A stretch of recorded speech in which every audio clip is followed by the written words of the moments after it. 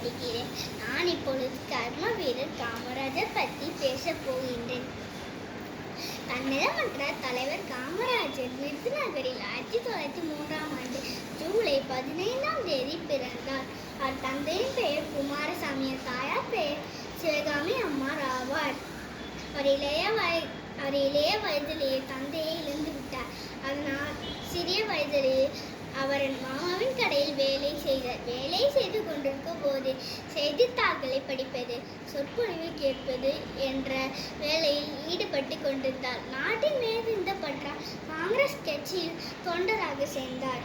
அரசியலில் ஒரு தொண்டராக இருந்தார்.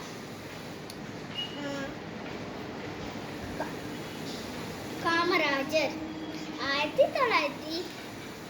1954இல் நடைபெற்ற தேர்தலில் வெற்றி பெற்று முதலமைச்சராக பொறுப்பேற்றார்.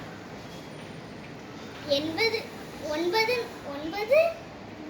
ஆண்டுகள் தமிழகத்தின் தலைமை முதலமைச்சராக இருந்தார்.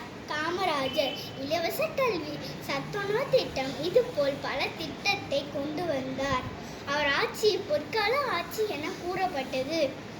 புகழின் உச்சத்தை அடைந்த காமராஜர் 1975ஆம் ஆண்டு அக்டோபர் 2ஆம் தேதி உலகத்தை விட்டு பிரிந்தார்.